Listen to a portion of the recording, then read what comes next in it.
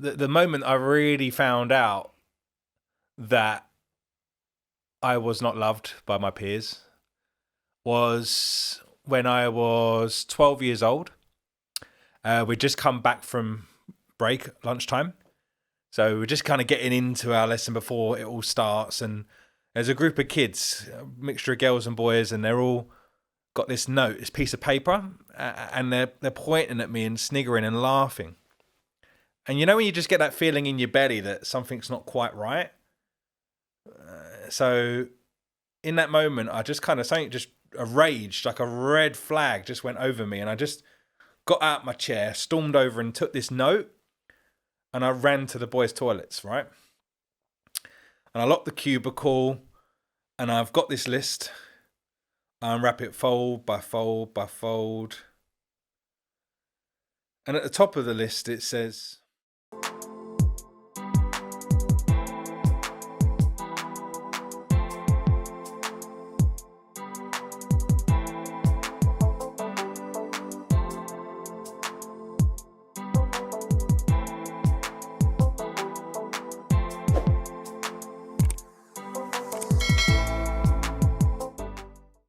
Hello and welcome to this episode of the Need to Succeed podcast. So like I always say, this podcast is really designed to bring on phenomenal guests and entrepreneurs who have had massive success in their endeavors. And really the purpose of this podcast is to understand the mindset. Because oftentimes what happens is two people could go through the exact same situation. One person decides because of that situation, they're going to go on to have massive success. And another person decides because of that situation, they cannot actually go on to achieve the things that they want to achieve in their life. Now, what is the difference between these two people, or more importantly, the difference in the mindsets of these two people? That's exactly what we look to uncover on this podcast. And today, I have got a very special guest. He's a very good friend of mine, and is also the founder of the Elite Sales Academy. This is the premier business and sales academy in the UK. He is a best-selling author in over 21 categories and a multiple award-winning public speaker. Ladies and gentlemen, please join me in welcoming my very good friend, Mr. Nick Staab. yes, so good to be here. Thank you, Ibrahim. Yes. This is man. I've been trying to get you here for a while. You're too busy for us these days, yeah. Well, mate, I've made the time now, right? That we got me. But Amazing. Pleasure to be here, mate. Honestly, thank you so much for coming. It's been an absolute pleasure. Like, this is going to be a phenomenal conversation because, you know, I know you. I understand your journey. I know the things that you've been through and what's actually got you here today. It's just such an inspiration. I can't really wait to get into this, right? Hey, bro. Awesome stuff. So let's do this. So we've got a tradition on this podcast. And the very first question, Nick, is, you know, what does success actually mean to you? Good question. I like the way that you start with that question. So success means to me being able to do what I want, when I want, with whoever I want, and also being able to give back and help other people live the life of their dreams. See, that's my mission. When I first was on my journey to success, I had to be quite selfish. I had to look after myself. I had to invest my time, money, and my energy into my education. I literally had the mindset that I would tip my wallet into my brain and it would pay me forever. And as a result of that, it has given me my time back. It's given me energy. It's given me money so I can do what I want. And for me, that's not just sitting back, relaxing. That's me leveling up now and helping other people achieve the success that I have achieved. So it's my mission to help as many people learn how to sell with confidence and conviction. Amazing. Such a great answer. And I know that's, you know, really coming from a genuine place because, you know, our journey together, like when I first kind of met you, it was kind of pretty much that, you know, kind of you took me under your wings and just really kind of showed me this new way of looking at sales from a service standpoint. And, you know, that's completely catapulted me into a different direction in my business as well. So I know for sure, what you do now in helping other people to achieve the successes in their life, super, super valuable. Thank you. But I also kind of love what you said there, because it's similar to me. Sometimes when you start to achieve certain things and you're speaking to people, it's almost as if like now you can just lay back and relax. But it's like, no, we're still young, right?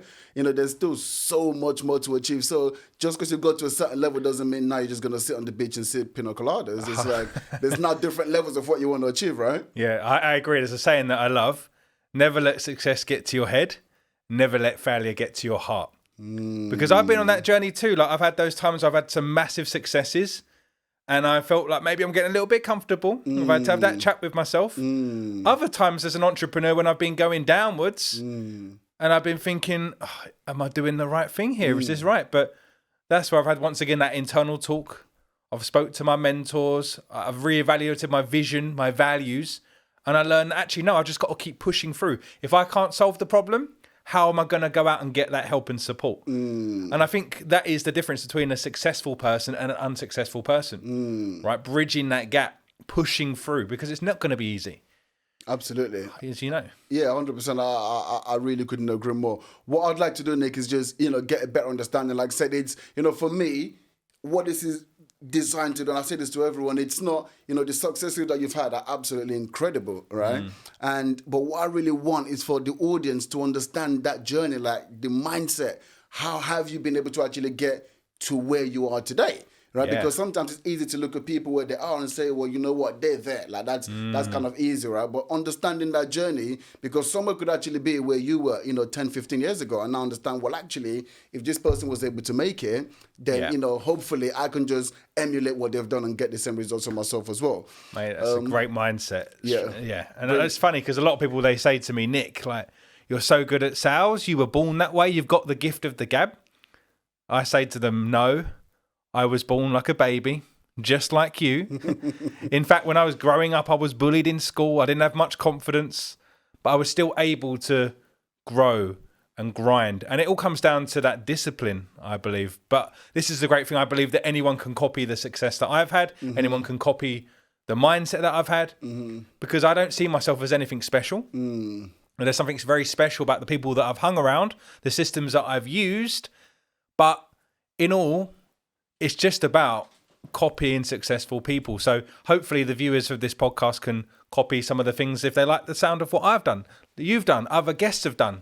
And I guarantee that if they do, they implement what they're learning, they're going to go on to massive things. Yeah, so, I was going to say, they definitely should look to copy it, because I've done and I've had results from that myself. So I know it's definitely of huge value for sure. 100%, bro. It's like they teach you in school, right? Not to copy others. It's like the worst advice when it comes to business.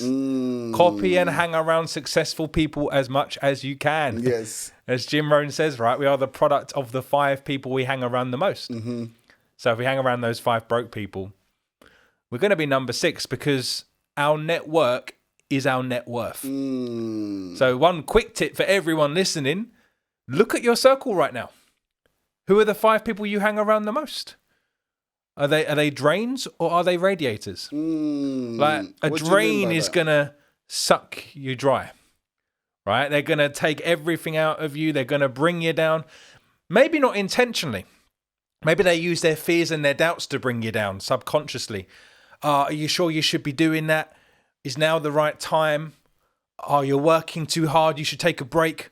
All this kind of language. And if we listen to that as business owners, successful people, that's going to bring us down. Yeah, naturally. But if we start hanging around those people that are going to lift us up, the radiators, right? They give us warmth. They heat us up. They are the catalyst to our fire. That's how we propel ourselves to the next level. So I know you say, look, you say, Nick, I've learned a lot from you. Ibrahim, I've learned lots from you. Like ever since you joined my team last year, you taught me so much about discipline. You taught me so much about serving others. So, I believe that we can all help each other, just by hanging around each other, right? And having that similar mindsets. Absolutely. Awesome. So what I'd like to do is just to get to understand, you a little bit more, and just take it back to the very start. Like, who was Nick at school? You kind of touched on, something a little bit there, but, who was Nick at school? Nick at school? Yes. Nick at school was the kid with the goofy teeth. Nick at school was the kid that no one liked. Nick at school was the kid who had no confidence. He was quiet. He was bullied, but kind of give me a tough resilience from a young age to kind of not care what other people thought of me. And, I am naturally a people person. I'm a harmonious character. Like, I love to help other people. I love to give back. So this was kind of allowing me, the negativity, the bullying allowed me to strengthen up my weaknesses while still holding on to my positives. And this is what I carried into my sales journey. I learned from a very young age in my sales career that it's all about serving people, right? It's all about solving their problems, understanding what problems they're facing, what solutions they're seeking. And this is what I believe made me different to everyone else in my sales industries. That's why I was able to climb to number one in one career. And then I come back to the UK in another career. I don't want to sound like I'm bragging to the audience, but like I said, there's nothing special about me. All I done was I learned that I need to listen to people, because I was bullied as a kid. I was made to feel not loved. And I realized that the people that I want to help and serve, I want to ask them about how they are. What problems are they facing right now? How's that making them feel? How badly do they want to change that? And what I believe, Ibrahim, is a lot of people in the UK right now, or in the world, are never asked how they actually are. They maybe weeks, months, years, they've got partners, they've got kids, and they're just running around in the rat race. And no one ever really asks them, but how are you? What are you struggling with right now? And as an elite sales specialist, which I ingrain into my students and myself, we really uncover these problems. And we really want to get to the nitty gritty of people's backgrounds. And yeah, it's incredible, because I remember you kind of saying that to me. It's really about understanding someone, because, a sell doesn't mean you have to win every conversation. It's actually understanding that person and saying, hey, I've actually got a product or service that can really serve you. Yeah. And now it's my duty to really make you see and understand how that can serve you. And on the flip side, if once I uncover the actual problems and it's actually not something that is a fit, to say, hey, look, this is the problems you've got. What I'm offering is not going to solve that problem. But hey, here's someone else. Here's another product that could actually serve you. Yes, so my man. Really understanding that individual and what they need is such a great part of, of what you kind of teach. But I just want to go back a little bit more to, when you were at school, you said you were bullied, right? Yeah. Now, the truth is, some people get bullied and it follows them for the rest of their lives. And, there's almost like this victim mentality throughout the course of their life, right? Other people, for whatever reason, go down a completely different route, and they start to become the masters of their own futures, right? Like, do you remember your thought process during those periods, and, how were you feeling in those periods, and how did you overcome that? You know what? It's a really good observation, Ibrahim. And although I said it kind of strengthened some areas for me, it definitely did have an impact on others, like my self-confidence, my belief. It was through the floor. But I remember at the age just trying to get on and be happy, just trying to force myself to be happy and get on with life. But I do believe that trauma from a young age can carry around with us for a long time. And it wasn't really until just over a year ago that I addressed this at a higher level. Some of my previous trauma, being bullied, through therapy, through actually really going back in time and uncovering deeply with this. And since I've done that, I genuinely believe something has happened inside of me. Like I've just said goodbye to the old me. And I've just created like an aura around me. Like, honestly, people say to me, Nick, I saw you a year ago. Like, who are you now? Who is this guy? Like, you're so confident. You're so, you're so like driven. You're so motivated. And the only thing that's really changed, in my opinion, is the fact that I've addressed the demons in my life which are holding me back, which was that I'm not good enough. It wasn't just kids in school. Sometimes my dad made me feel like I wasn't good enough. I wasn't the man of the house, And as a man, you can carry around quite a lot of weight. You want to be the man. You want to be the provider, right? And being told that you're not good enough, like for me, it hurt, but it was an enormous driver of change for me. Like I actually feel like I wanted to almost prove, not just to my dad, to myself, that I am a man. I am a provider. I can help people. I can be self-sufficient. I can be the best in my field. And I've always used that energy to kind of push and propel me to being the best at any job I've had. Well, that is so powerful, right? Because, like I said, it can go two different ways. But you've made that conscious choice. Like, actually, you know what? I'm going to prove to myself and everyone else that I can actually do that. Like, do you remember what kind of made you feel that way? Why did you not kind of feel? Was there like a defining moment, or was it just something that just over time you just had this almost like a chip in your shoulder? I'm going to prove everyone wrong, or was there something that made you feel, okay, you know what? I'm going to show you lot. Yeah, I think there was a story in both circumstances through school and with my dad where it was almost like a life-changing moment. Do you want me to share? Completely up to you. If you feel comfortable. Cool, man. Yeah, of course. Like, this is it. It's all about being confident, owning your past, and also maybe my story can help inspire someone else. So I'm more than happy to share. So first one, going back to my school times, the moment I really found out that I was not loved by my peers was when I was 12 years old. We'd just come back from break, lunchtime. So we're just kind of getting into our lesson before it all starts. And there's a group of kids, a mixture of girls and boys, and they're all got this note, this piece of paper, and they're pointing at me and sniggering and laughing. And when you just get that feeling in your belly that something's not quite right? So in that moment, I just kind of, something just a rage, like a red flag just went over me. And I just got out my chair, stormed over and took this note, and I ran to the boys' toilets, right? And I locked the cubicle, and I've got this list. I unwrap it fold by fold by fold. And at the top of the list, it says a list of the ugliest boys in the class. And there's my name, right at the top. And in that moment, I remember just feeling like, wow, I'm ugly. Everyone thinks I'm ugly. Like before, I'd not really paid much attention to this. I was 12 years old. I was just quite carefree, like playing, like socializing. And all of a sudden, that was the moment where it really hit me. Like, oh God, I'm just labeled now. I'm the ugly kid. I'm never going to get a girlfriend. I'm never going to be happy when I'm older. I'm the ugly guy, right? So that was one moment. Another was Christmas. This is probably going back now to 2001. I remember the year 2001, Christmas Day. And I had presents piled up. I was the youngest kid out of my two brothers. So I always had probably the biggest pile of toys. I got to go first.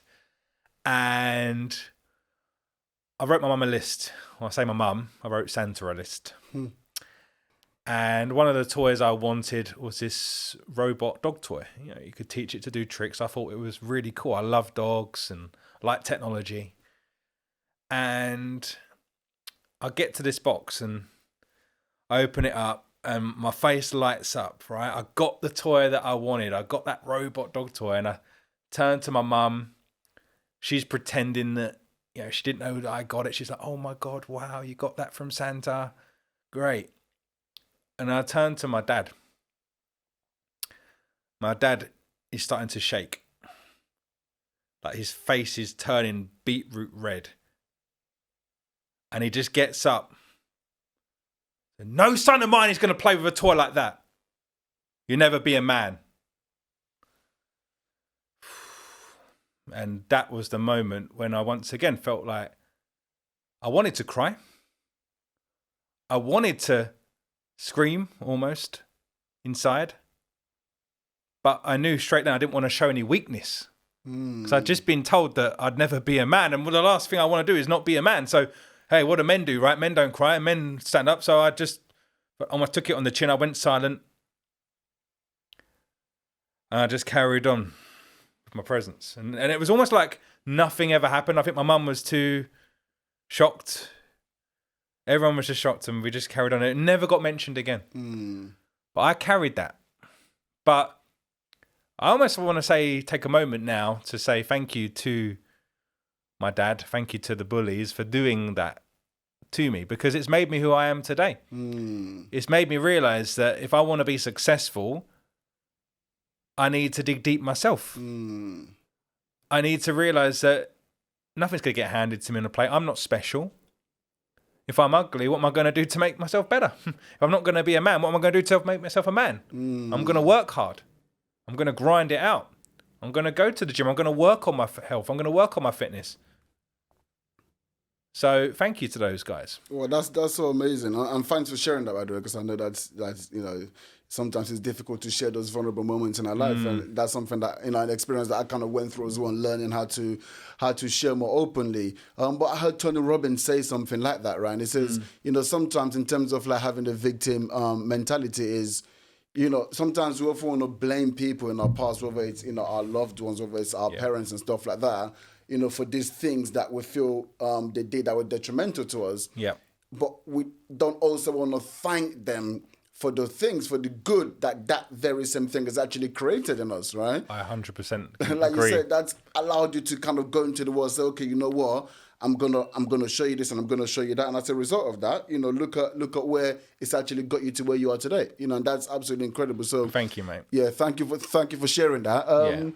So you've kind of mentioned really having this mindset of, okay, you know what, I'm gonna crush it, right? I'm gonna crush it. I'm gonna get into fitness, all of that kind of stuff. Like, where did that really kind of take you from those moments where you had that feeling? How did that get you to really where you are today? I think that's a broad question to answer just in one go, because I carried around that mindset probably for 20 years afterwards. Yeah. And it just installed a discipline where I would show up every day in the gym of the body, the gym of the mind. I would work out, whatever, no matter what happened, I'd always make time for my fitness. And I'd always show up. That's the biggest thing I think I've been able to do from what happened in my past, was just show up every day. Grind it out every day, even if I wasn't seeing results straight away. I know that success isn't linear. It's going to have ups and downs. You're not going to go to the gym one day, have a six-pack. You're not going to go on day 2, have a six-pack. It takes time. How did you know that? How did I know that? Good question. Just from research, just from going through it. Maybe I didn't know that physically, but I knew that when it comes to being successful, you have to keep pushing. I looked at other successful people, not just mentors, not just business owners, but other successful people that I saw in my life, like maybe great teachers, maybe great, and I studied them. Like, what are you doing? Why are you doing that? Because I didn't want to be ordinary. That's one thing that I didn't want to be. When I was told that I wouldn't be good enough, when I was told that I wouldn't be a man, when I was called ugly, there's one thing that I made to myself right then, that I am not going to be ordinary. I'm going to be extraordinary. Right? And for me to become extraordinary, I can't do that by myself. I need to start learning. I need to start researching. It wasn't until the last 5 years that I really got into mentorship. Like, I got mentors, and that's where everything changed for me. Getting my first mentor 4 years ago, my second, my third, my fourth, my fifth, now for about 8 live mentors in different areas of my life, because I always want to be the dumbest person in the room. Unless I'm teaching a class, I always want to be the dumbest person. Why is that? Why? Yeah. Because if I'm the smartest person in the room, I'm not going to progress. That's where I'm going to get lazy. That's where I'm going to get complacent. I'm not going to succeed unless I'm always looking to grow. And that's what I said. We spoke about at the start of this podcast, mate. We said about, success can sometimes go to people's heads. They could, I've had a bit of success now. We'll sip on that beach of that pina colada, as you said. Cool, man. I love a pina colada on a holiday for a week, but that's a reward for absolutely smashing a certain goal of mine. On that holiday, I also sit there and like, what am I going to do next? How am I going to do that? What am I going to invest into? Not just money, but time and energy. I'm always setting juicy goals. And if that goal don't scare me, I double it until it scares me. Because I don't believe if something's scary, you've got to do the scary things enough until they become comfortable. Yeah. Like for me, speaking on a stage would have terrified me. Running a webinar would have terrified me. Writing a book would have been unknown to me. I didn't finish school with massive grades in English, literature. I was just average, C's. So people would have said to me, Nick, who are you to write a book? Maybe myself would have said when I first started writing, who are you to think you can write a book and be an author? But I've got to silence those thoughts. It's not my strong point. It's what I do. I went and got a mentor. Right? I went and find the best coach on book writing. Yeah. And I got her services and she got me to a number one. Hey, I got myself there, but she was the catalyst to really get me into 21 categories.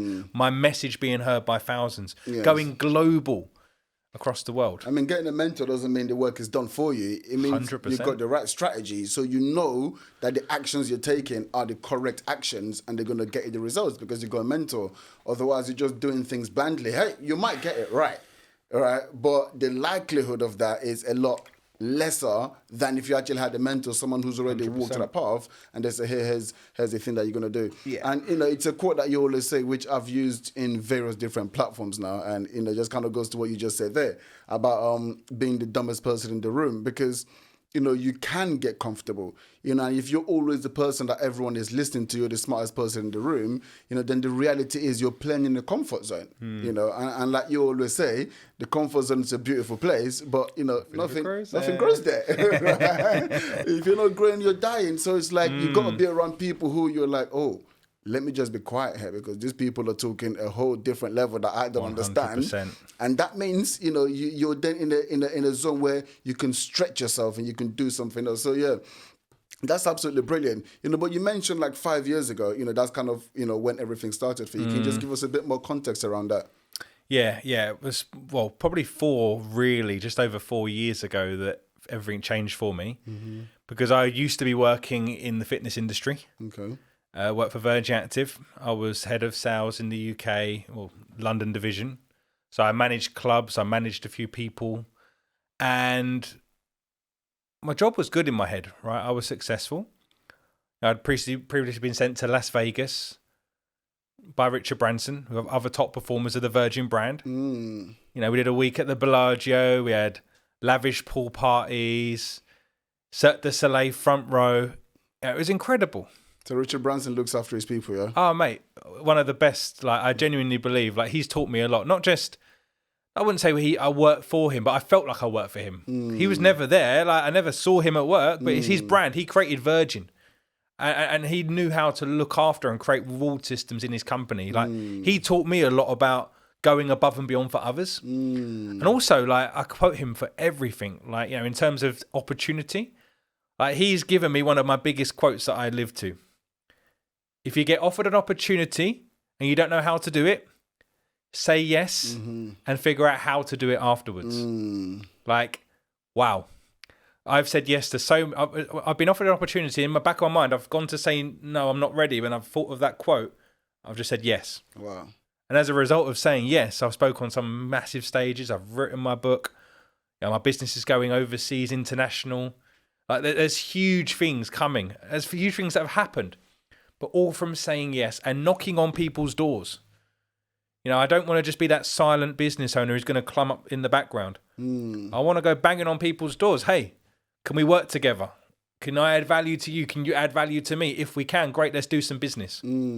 If not, cool, goodbye, I'll go work with someone else. Because the way that I've been able to grow so rapidly and fast is due to collaboration. So many business owners, the biggest mistake they want to make is trying to do it all by themselves. It can be a very lonely game. Yeah. As an entrepreneur, if you're doing it all solo, if you're not able to put your hand up and ask for help, if you don't hang around other successful people and work with them, you're going to have a tough time. It's like that Jamie Alt, one of our mentors, I know you know Jamie well as well, but he gave me the analogy of growth is a boulder, pushing a boulder. And if you're that one person trying to push that heavy boulder up the hill, it's not moving. But all of a sudden you get other people to help you push that boulder. Mm-hmm. You get a mentor who's pushed many boulders before, teach you the techniques, tell you how to dig your feet into the ground and push. All of a sudden that boulder's going to start moving. It's the same in success. That's powerful. Very, very powerful. So you were working for what? Not working directly for Richard Branson, but you're working for his brand. Well, working for Virgin Active, yeah. So working with Virgin, and things were good. You know, I'll say to the audience and yourself, just to ask you a real question with it, like, have you ever had a moment in your life where you thought that you were winning, but you were actually losing in life?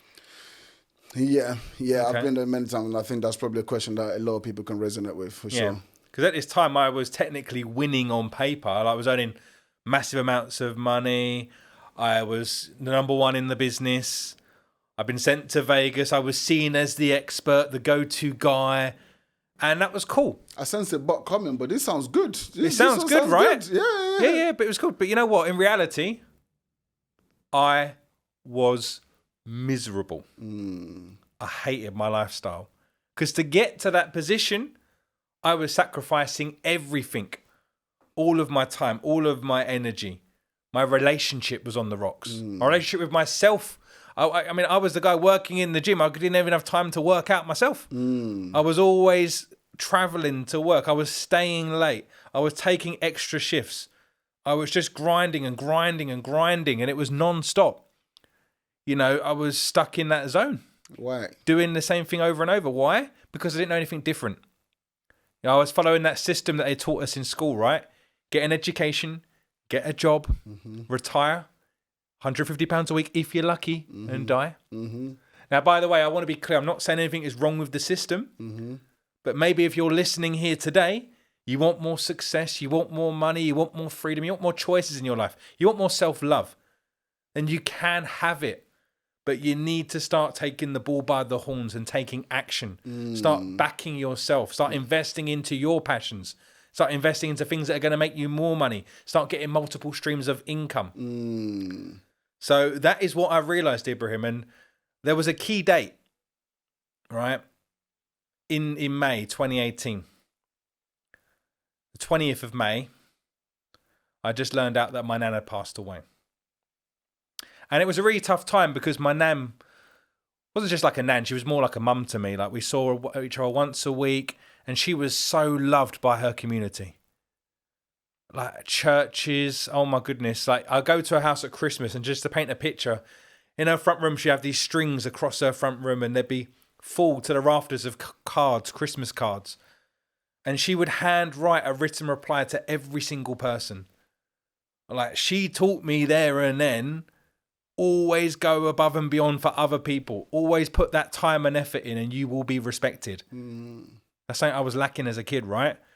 So I was devastated, heartbroken when she passed away. And I remember trying to put in that request to go to my nan's funeral, which is going to be on the last day of the month, Friday the 31st of May, 2018. And I was told by my boss that I couldn't go. Wow. And you know what? I wanted to say, screw you. But I couldn't say it because I was stuck in the rat race, right? I was stuck in this cycle. I mean, I went to the funeral anyway, but that was the time that I made a commitment to myself that something's got to change. And there'd been someone that had been trying to reach out their hand to me for a long, long time, and I was pushing him away. There was a guy, right, and he's an Essex boy just like me. And he'd been trying to pop up on my Facebook for a long time, talking about property investment, you know, like setting up your own business. And it was my now business partner, Liam Ryan. At the time, I looked up to this guy and I was like, wow, he's speaking a powerful message. I've got to get around him. I've just got to hang around him. I was a little bit skeptical on what he was talking about, but I just got to listen. So I went on his boot camp, right? I went on his advanced training. I invested into his academy mentorship. I just put everything out there and gave him everything. And as a result, he taught me. He mentored me. He allowed me to leave my job, start my own business. We then teamed up. We become business partners. We launched the Elite Sales Bootcamp. We launched the Elite Sales Academy. I wrote my best-selling book. We're now going to go international. And as a result of just getting around Liam and other successful business owners, everything has changed for me. Wow. I mean, look, that's absolutely incredible, but it would be remiss of me not to just rewind a little bit, because everything you just mentioned there in the space of 10 seconds, there is so many gems in there, like so many gems, right? You got to a position where, as a grown man, your nan has passed away. You were asking for permission to go to her funeral, and you were told no. Like, how did that make you feel in that moment? Sick. Weak. Very sad. Like I said, my nan was like a hero to me. And what made me really feel was anger, like frustration, pent up rage that I couldn't express. Because every time I wanted to say, screw you, I thought, this is my job. I've worked so hard. I've literally become the number one consultant. I've got all this money from it. I've got this security. If I say screw you, like I want to do right now, I'm just going to lose everything. And that's really how, the system gets you, right? Because there's just enough to keep you wanting to come back, but never enough to actually allow you that freedom to be able to make, your own choices, right? Powerful. But how were you able to make that decision? By taking the leap to leave, to invest into my education, getting a mentor. Now, this is the key thing that people, when they talk about mentorship, it doesn't mean say, hey, just get a mentor, invest into their training and job done, quit your job the next day and you're going to be a successful business owner. Like you joined me, you were still working on the side. Yes. When I joined Liam, I was still working. I had to replace my income and then some. I had to get that self-belief. I had to get that confidence. I had to get that reassurance that I knew that I could do this, right? But it didn't take long. It was within 90 days that I'd replaced my income, which was a pretty good income through business. And then I was in that position to hand in my notice, and what a feeling that was. Wow. Yeah, it's incredible. Yeah, I could imagine so. And I think the point you just made there is super important as well, because people always think about the short term. And when people are looking to make these decisions, it normally does come from a place of hurt, right? Like yourself, you'd had this really pivotal moment in your life, and that choice was almost taken away from you. Now obviously you made the decision to tell them to get screwed anyway, and you still went to the funeral, right. But some people don't have that flexibility, right? But even in making that decision, it causes friction in that workplace, right? But then people just wanna what's it called? Is it throw the baby with the bath water out? Something like that, right? But the reality is you have to be methodic. And when you're looking to get something new, you have to make sure it's something that's solid. You're bringing in enough income to replace what you've currently got, and then transition out. Entrepreneurship doesn't mean I'm just going to cut the cord and, just jump 2 feet in. Because, actually, you're probably going to leave yourself more handicapped then, right? 100%. And the journey to being a successful entrepreneur is probably more scary than that of an employee. So at least for an employee, you get some benefits, you get some security, you get a set salary. Hey, if you're an entrepreneur business owner and you are the person that has to turn up to earn the money, if your team rely on you, depend on you, if you need to use Facebook advertising to get your message out there and something goes wrong, oh my goodness, that's why it's like a roller coaster, the journey of an entrepreneur. Got to be quite thick-skinned. Yeah. It's not for everyone. Absolutely. Not for everyone. But, absolutely. It's for anyone out there. There's so many people that I know that should be entrepreneurs. They've got the self-belief. They've got that confidence. They've got a product that could help thousands of people, but they choose to stay in that comfort zone. They choose to work for someone else. And as a result of that, they stay miserable. Okay, so let me ask you then, because, it isn't an easy decision. It does take a certain type of person and maybe even personal development to be able to push through that. How did you then decide to not just make a decision like, I'm going to go and get the mentorship from this guy. I'm going to invest. I don't know, how much you invested, but, but I understand, when you're investing, especially in a personal mentor, it can be quite lumpy at times, so knowing you're going to now kind of leave this job, how did you make that decision to also, put money down as well to actually invest in that? Yeah, I just knew, Ibram, that I just had to do something different to get myself out of that situation that I found myself in. So I didn't have all the money to do it, but I leveraged cheap money. You know, and that's something that my mentor taught me as well, and in the session. And now I look back, because I know why he was teaching it. It's a win-win for all of us, right? He taught me about leveraging credit, using other people's money, like the bank's money, to start my training. And I was like, oh, wow, why would I not do that? You know, why would I use my own money when I could leverage other people's money? And then once I get my deals done, once I make the money, I can pay back the credit and the rest of it's mine to keep. No brainer.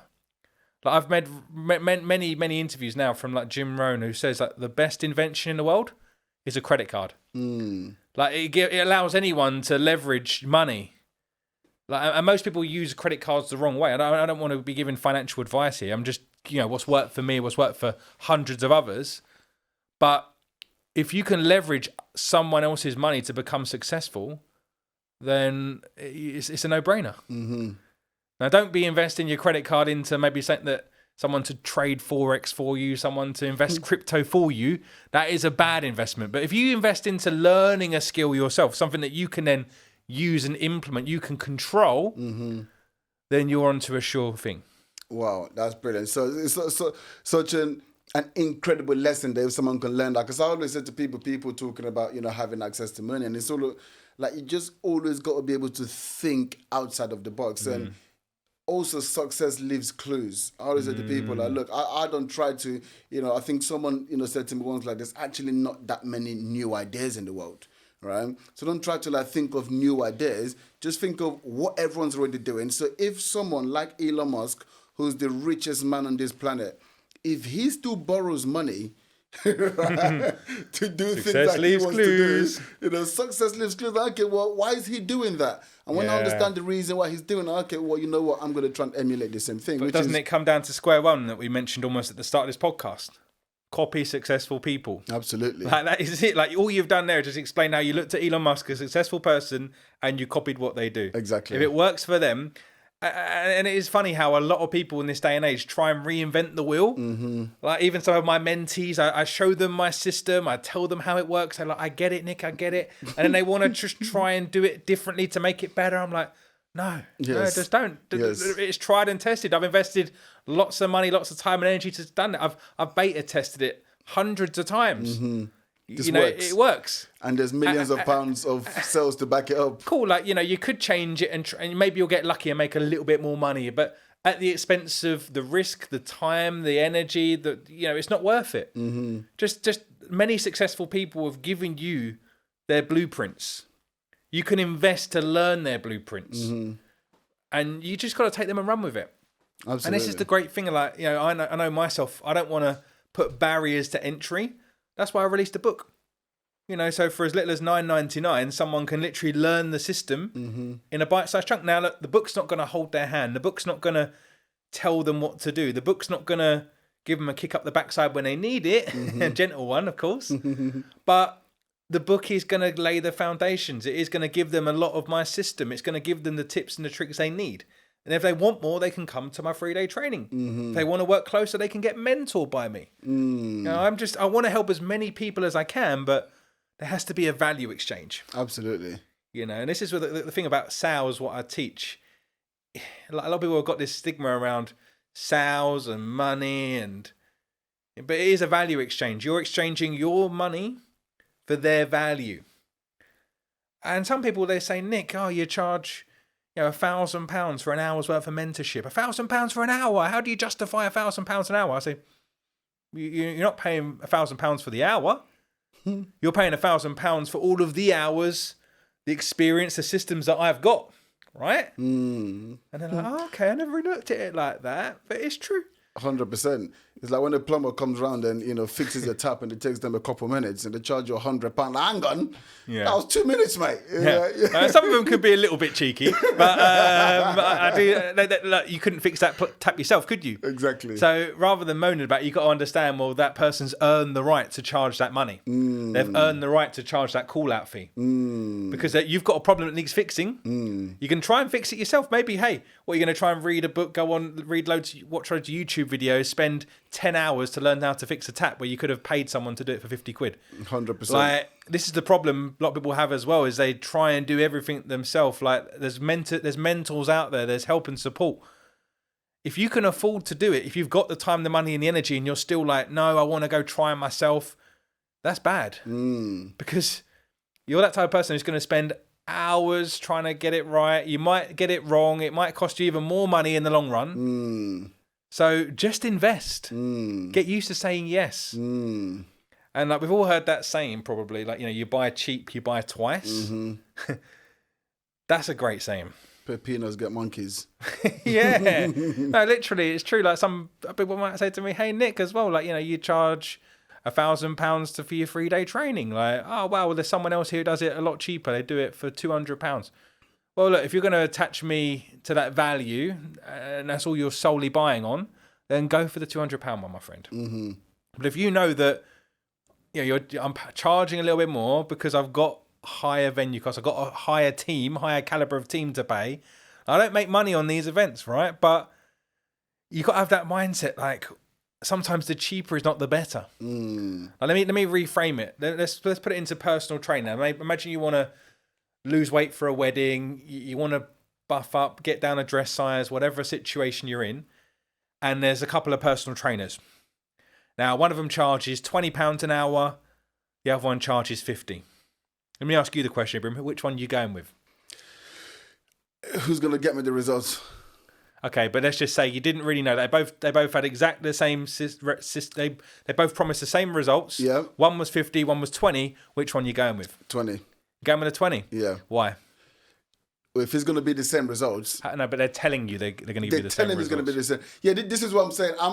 I would probably want to ask more questions to find out. Okay. And through the questioning, I will get a better understanding as to, okay, is this actually going to be £20 worth or £50 worth? But if they were exactly the same, I would go for the cheaper one. But if they were just telling me they were exactly the same, and through my questioning, I can discover they're not exactly the same, then I'll definitely go for the one that's going to provide more value to me. Interesting.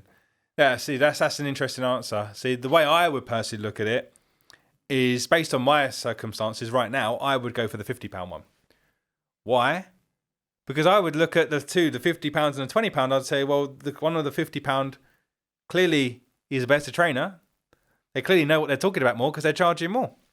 So if you're that business owner who's trying to, maybe I'm going to open up a new business, I'm going to charge a little bit lower, I'm going to give away these free offers and benefits, then you're just going to deposition yourself. Now, I do agree with you. Yes, if they offer the same results, yes, go with the cheapest one. Yeah. But you buy cheap, you buy twice, right? So you've got to get used to doing your research, you know, looking at other success stories, digging deep, and also just finding someone that suits you and your personality. That's a key thing when it comes to looking for a mentor. It's like people buy from people that they like. That's one of the number one things in business, right? So you've got to buy from a mentor that you like. Like, I've had some amazing teachers in school.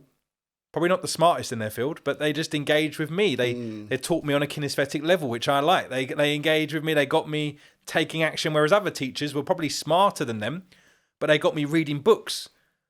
They got me just sitting in silence, reading, which is not my style of learning. So even though this mentor is better, I'm still going to go with the one that suits me the most, right? Absolutely. Because that's the one that's going to get you, the results that you're looking for, right? Yeah. 100%. Awesome stuff. Now, look, it would be, I can't really have you on this chair in this room, without really talking about sales. Let's see if we can actually give the audience some, because, the way that you teach sales, like when I first came across you, it was really weird to me, because I've done some sales in previous jobs and previous background. I come from a sales background, and it just, I was just like, I can't understand how this guy's doing the numbers he's doing, because you just don't come across as salesy. Like, it doesn't make sense to me. Like, how do you view sales? Well, the way to answer your question before that is just the reason that I can sell at an elite level is because I do exactly what the other people are not doing. So my mission has been elite sales specialist to sell not like typical people sell. Typical salespeople ask fake rapport questions like, oh, what's the weather like where you are today? How was your weekend?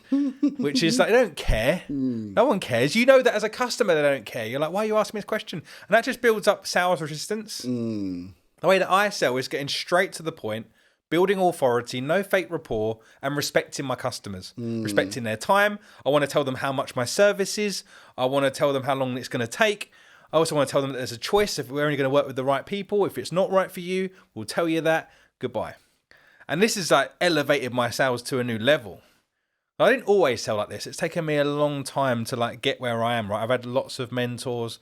I've tried and tested lots of things. But the one thing I've had that makes me elite is that people respect. You know, the people wanting to get to the bottom of people's minds, wanting to uncover their problems, really wanting to get down to the nitty gritty of why they are in the situation they are in. And why do you think that's important? So important to make people buy, because number one, people buy on pain. People move due to pain. Like if you want someone to buy something and you do not take them to a place of pain, you don't make them realize that if I don't get this problem fixed, it's going to get worse. How much longer can they continue with this problem? If they get it fixed the wrong way, by the wrong person, it could get worse. If they try and fix it themselves, it could get worse. You need me. I want them to uncover. I want them to realize things they'd never even thought before. Like it may sound controversial to, you make someone painful. You drill deep into their pain. But yeah, that's serving them. Because if they don't get their problem fixed, it's going to get worse. So it's my mission as an elite sales specialist to make people realize that they are in a lot of pain right now. Why don't you just, why don't you just tell them that? Why don't you tell them that? Because people don't like to be told that.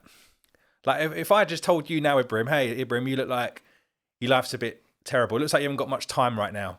Yeah, that might make you feel a little bit like, hey, who's this guy telling me this? But if I just ask you a few questions, Ibrahim, how much time are you spending with your loved ones right now? How much you working your business? Wow, what's that like? Okay, and how badly do you want to change that? And all of a sudden you're like, oh God, like actually, my job does suck.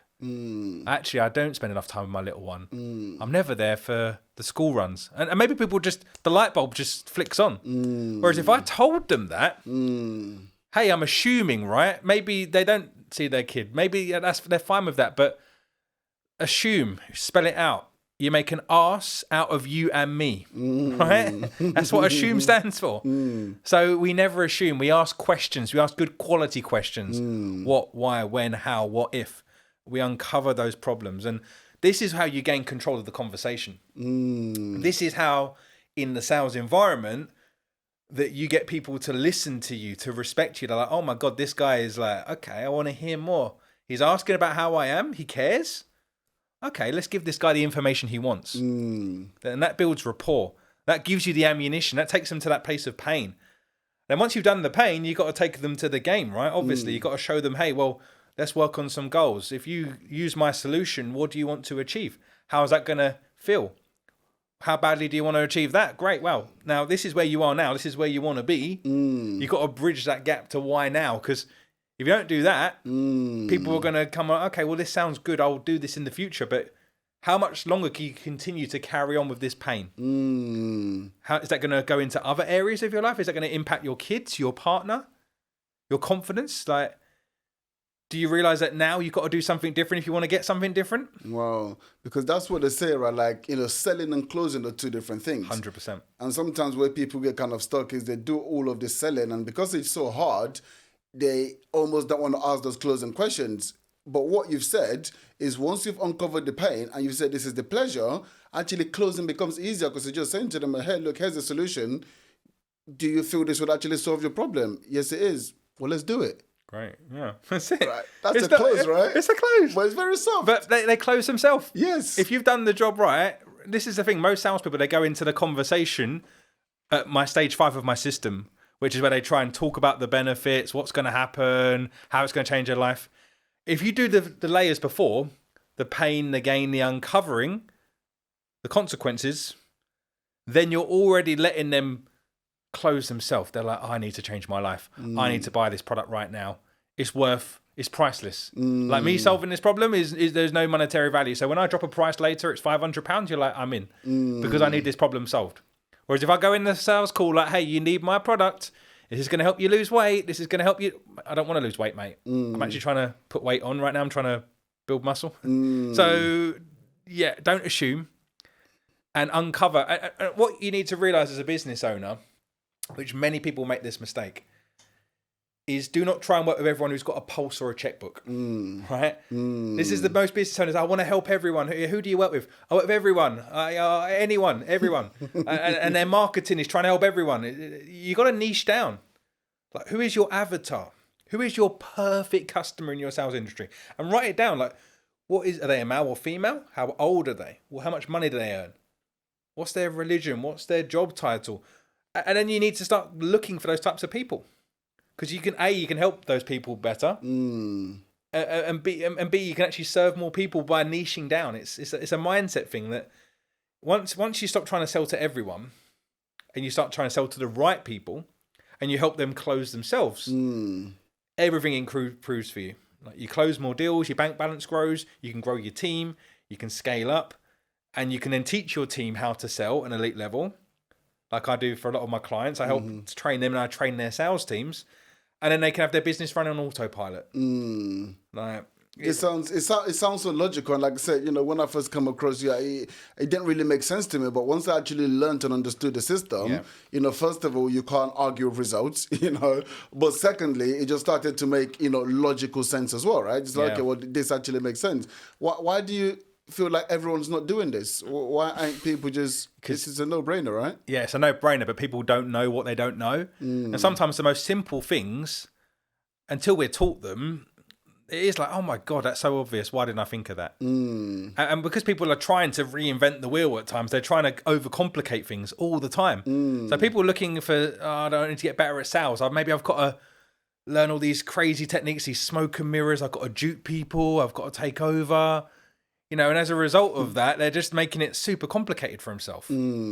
Whereas if they learn how to sell comfortably, like, by asking the right questions, by just having fun in the process, by building that trust and rapport, then it's going to be super easy for them. Wow.